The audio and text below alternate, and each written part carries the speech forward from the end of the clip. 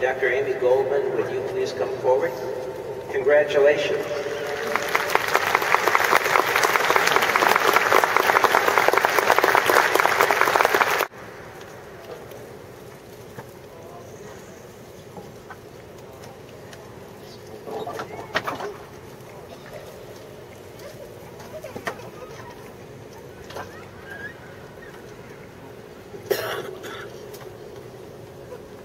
President Dean, Dr. Huber, members of the Board of Trustees, members of the faculty, families, friends, and loyal supporters of today's graduates, and most importantly, those of you graduating today, please accept my heartfelt thanks and gratitude to the University of St. Thomas for honoring me with this degree.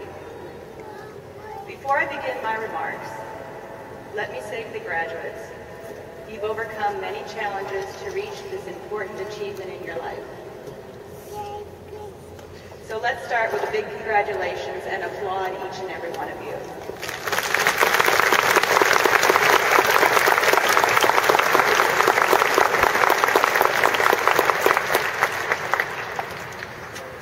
In 1989, I started my doctoral studies at a different university as part of my plan for a future as an East Asian scholar, academic, and advisor. I never quite finished that doctoral degree, so today it feels particularly wonderful to join you in this celebration. I applaud all of your accomplishments and for finishing your degrees in a timely manner. I did not start out my own graduate studies planning for an honorary degree. Being here is a most unexpected pleasure. Time has a way of twisting and turning the direction all of our lives take. That is what I want to talk to you about today, how to navigate your next act, which begins at the conclusion of this ceremony. What will be your life's work now that you've secured your master's degree? Let me propose to you that your most important pursuit is to find your vocation.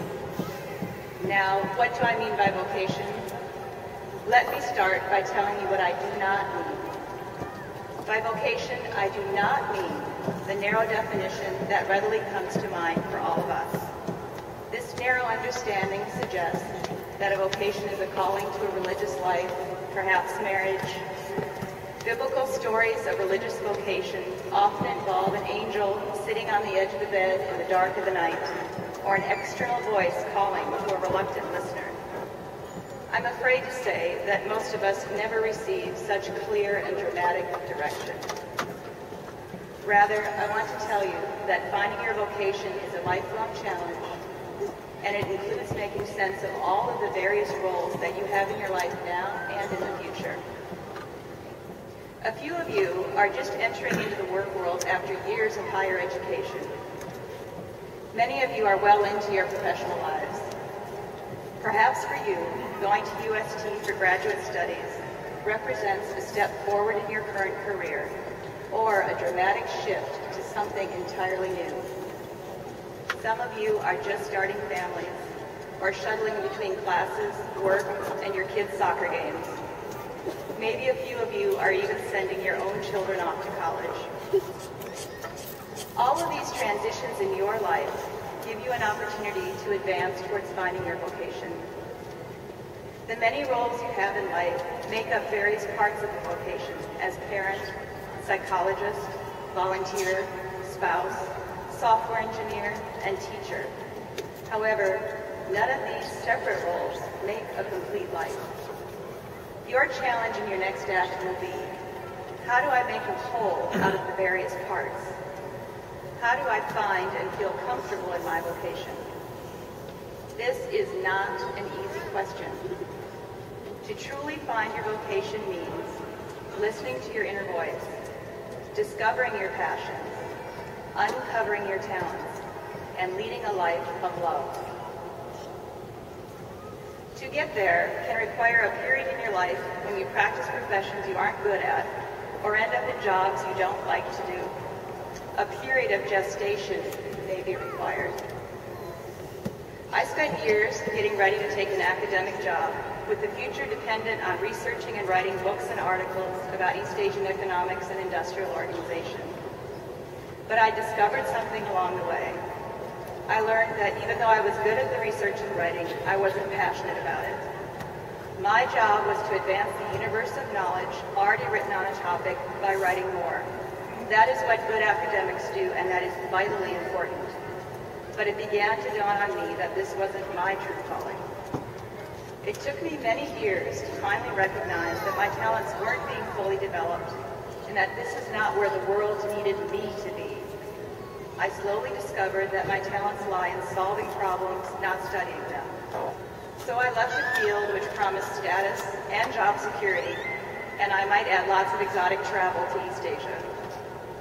Eventually I realized that I wanted to devise strategies to solve pressing global needs. I have been fortunate to do this both in the international trade and philanthropic arenas. Part of what is absolutely essential in your challenge to find your vocation is to recognize when your life is going in a less than optimal direction. Certainly what I was doing wasn't bad, and I would even argue it wasn't a waste of time. I could have continued on that path and done well. But I would not have been giving the very best of me and using all of my talents in the profession I had chosen. Again, a period of gestation was required. My course correction in my career taught me that there are a few essential steps you must take to find your vocation. Let me crystallize again what I mean by vocation. To listen for and hear your inner voice, discern what your talents are, discover what you really want to do, and finally meet a need in our world by doing it. The University of St. Thomas says it even better. Challenge yourself and change our world. Here are my suggestions of how to leave here today and soldier on with your vocational challenge. Essential step number 1. Take risks and embrace challenges. This is the best way to learn and discern your own strengths.